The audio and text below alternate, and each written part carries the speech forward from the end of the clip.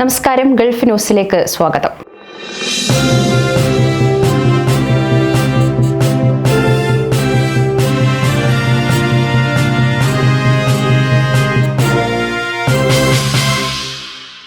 ദോഹയിൽ ഇസ്രായേൽ നടത്തിയെന്ന് കരുതുന്ന ആക്രമണത്തെ തുടർന്ന് ഖത്തർ എയർവേസിന്റെ വിമാന സർവീസുകൾക്ക് തടസ്സമുണ്ടായിട്ടില്ലെന്ന് എയർലൈൻ അറിയിച്ചു. ഹമദ് അന്താരാഷ്ട്ര വിമാനത്താവളത്തിൽ നിന്നുള്ള വിമാനങ്ങൾ കൃത്യസമയത്ത് തന്നെ പുറപ്പെടുകയും എത്തിച്ചേരുകയും ചെയ്തു. ഇതുവരെ ഒരു വിമാനവും റദ്ദാക്കിയിട്ടില്ല. ഈ സംഭവത്തെ തുടർന്ന് വിമാന സർവീസുകൾക്ക് തടസ്സമുണ്ടാകുമോ എന്ന് പലരും ഭയപ്പെട്ടിരുന്നു. എന്നാൽ അത്തരത്തിലൊരു ആശങ്ക വേണ്ട. വിമാനത്താവളത്തിലെ പ്രവർത്തനങ്ങൾ സാധാരണ നിലയിൽ നടക്കുന്നു. യാത്രക്കാർക്ക് അവരുടെ യാത്രകൾ തുടരാമെന്നും അധികൃതർ അറിയിച്ചു.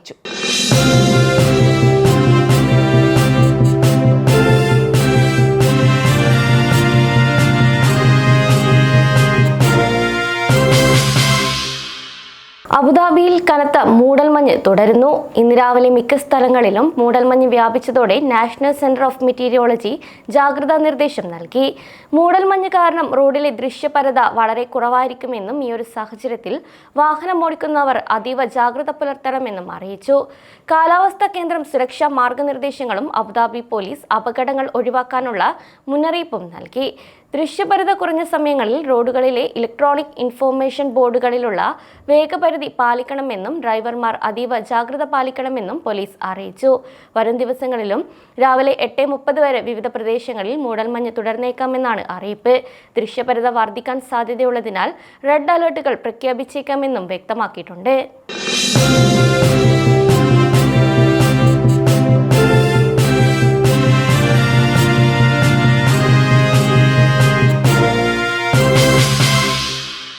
കരാമയിൽ നടന്ന ഓണാഘോഷത്തിൽ ദുബായ് പോലീസ് എത്തിയ വാർത്ത സോഷ്യൽ മീഡിയയിൽ വൈറലായിരുന്നു. എന്നാൽ ഇപ്പോൾ ആ വീഡിയോ ലോക ശ്രദ്ധ നേടുകയാണ്.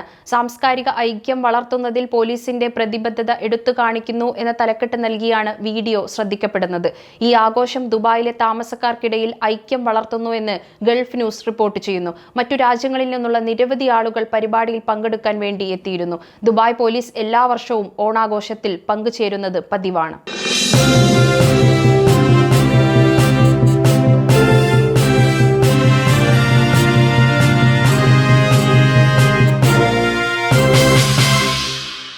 ദോഹയിലെ ഇസ്രായേൽ ആക്രമണത്തെ തുടർന്ന് ഖത്തറിന് ഐക്യദാർഢ്യം പ്രഖ്യാപിച്ച് UAE ഉൾപ്പെടെയുള്ള ഗൾഫ് രാജ്യങ്ങൾ രംഗത്ത്. ഖത്തറിന്റെ പരമാധികാരത്തിന്മേലുള്ള കടന്നുകയറ്റം, അന്താരാഷ്ട്ര നിയമങ്ങളുടെ ലംഘനം, പ്രാദേശിക സുരക്ഷയെ അപകടപ്പെടുത്തുന്ന പ്രകോപനം എന്നിങ്ങനെ ഗൾഫ് രാജ്യങ്ങൾ ഈ ഒരു ആക്രമണത്തെ അപലപിച്ചു രംഗത്തെത്തി. ഇസ്രായേൽ നടത്തിയ ആക്രമണത്തിൽ സൗദി അറേബ്യയും ഒമാനും കുവൈറ്റും അടക്കമുള്ള രാജ്യങ്ങൾ ഖത്തറിന് പിന്തുണ അറിയിച്ചിട്ടുണ്ട്. ഖത്തർ സ്വീകരിക്കുന്ന എല്ലാ നടപടികൾക്കും പൂർണ്ണ പിന്തുണ നൽകുന്നതിനായി തങ്ങളുടെ എല്ലാ ശേഷികളും ഖത്തറിന്റെ പക്കൽ ലഭ്യമാക്കുമെന്നും സൗദി അറേബ്യ വ്യക്തമാക്കി. ഇസ്രായേൽ ആക്രമണം അന്താരാഷ്ട്ര സമാധാനത്തെ ദുർബലപ്പെടുത്തുന്നതാണെന്നും മേഖലയിൽ സംയമനം പാലിക്കേണ്ടതും പരമാധികാരത്തെ മാനിക്കേണ്ടതും അത്യന്താപേക്ഷിതമാണെന്നും കുവൈറ്റ് അറിയിച്ചു. കൂടാതെ ഖത്തറിനെ പിന്തുണച്ച് നിരവധി ലോകരാജ്യങ്ങളും രംഗത്ത് വന്നിട്ടുണ്ട്.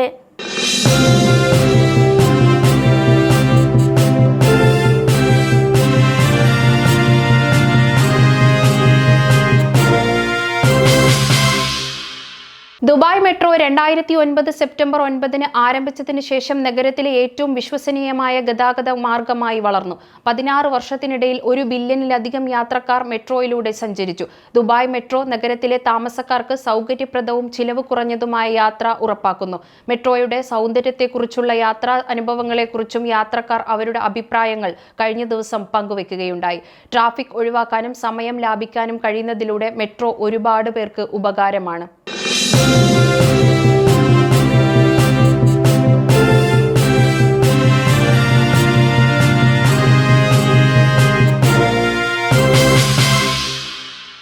UAEയിൽ മയക്കുമരുന്ന് കടത്തിൽ പിടിയിലായ 5-അംഗ സംഘത്തിനെ നാടുകടത്താൻ വിധിച്ച് അബുദാബി കോടതി.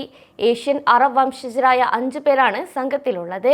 ഇവർ രാജ്യത്തിന്റെ പല ഭാഗങ്ങളിലും മയക്കുമരുന്ന് വിതരണം ചെയ്തെന്ന് തെളിഞ്ഞതോടെയാണ് അബുദാബി ഫസ്റ്റ് ഇൻസ്റ്റന്റ് കോടതി ശിക്ഷ വിധിച്ചത്.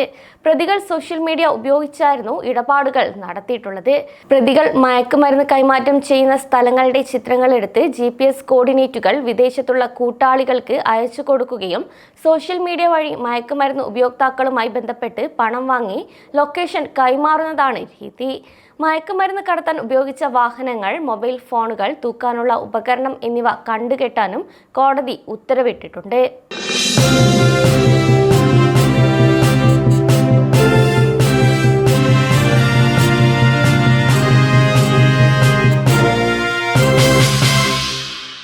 രണ്ടായിരത്തി 2024 യു എയിലെ ജനസംഖ്യ 5.7% വർദ്ധിച്ച് 1.13 കോടിയിലെത്തി.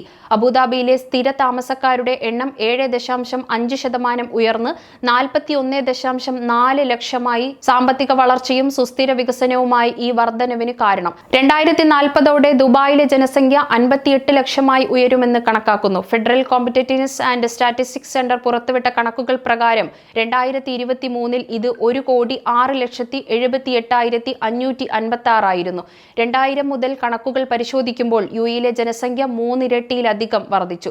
പുരുഷന്മാരുടെ എണ്ണം 2.25 മടങ്ങായി വർദ്ധിച്ചു.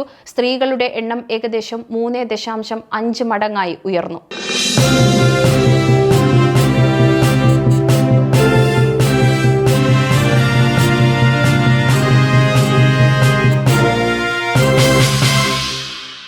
യു എ ഫെഡറൽ സുപ്രീം കോടതി സൗന്ദര്യ ശസ്ത്രക്രിയകൾ നടത്തുമ്പോൾ ഡോക്ടർമാരുടെ ബാധ്യതയെക്കുറിച്ച് പുതിയ നിയമം പുറത്തിറക്കി. ശസ്ത്രക്രിയയുടെ അപകട സാധ്യതകളും അതിലൂടെ ലഭിക്കുന്ന നേട്ടവും തമ്മിൽ ആനുപാതികമല്ലെങ്കിൽ രോഗിയുടെ സമ്മതമുണ്ടെങ്കിൽ പോലും ശസ്ത്രക്രിയയുമായി മുന്നോട്ടു പോകരുതെന്ന് കോടതി വ്യക്തമാക്കി. ദുബായിൽ ഒരു സ്ത്രീയുടെ മരണം റിപ്പോർട്ട് ചെയ്ത സാഹചര്യത്തിലാണ് ഈ വിധി വന്നത്. രോഗിയുടെ ശരീരത്തിന് രൂപമാറ്റം വരുത്തുന്നതുമായി ബന്ധപ്പെട്ട് ഡോക്ടർ വേണ്ടത്ര ശ്രദ്ധയും പരിചരണവും നൽകുന്നതിൽ വീഴ്ച വരുത്തിയതിനെ തുടർന്നാണ് ഈ കേസ് ഉയർന്നു വന്നത്.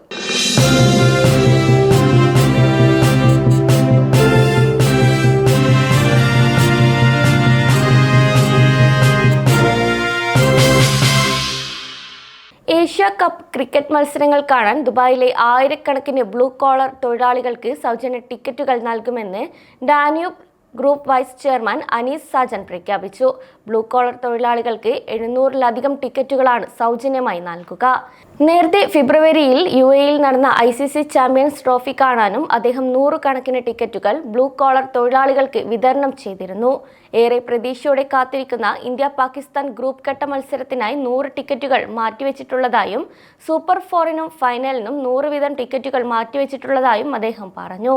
നിരവധി തൊഴിലാളികൾക്ക് തങ്ങളുടെ ഇഷ്ടതാരങ്ങളെ നേരിൽ കാണാനുള്ള ഒരു അവസരമാണിത്. ഇതോടെ ഗൾഫ് സമയം ബുള്ളറ്റിൻ അവസാനിക്കുന്നു. നമസ്കാരം. സമയം മലയാളം വാർത്തകൾ ഇനി ടൈംസ് ഓഫ് ഇന്ത്യ സൂപ്പർ ആപ്പിലും. ഇതിനായി പ്ലേ സ്റ്റോറിൽ നിന്നോ ആപ്പ് സ്റ്റോറിൽ നിന്നോ times of India app install ചെയ്യൂ. മലയാളം ഭാഷ തിരഞ്ഞെടുക്കൂ. വാർത്തകൾ ആസ്വദിക്കാം. എല്ലാം ഇനി സമയത്തിൽ.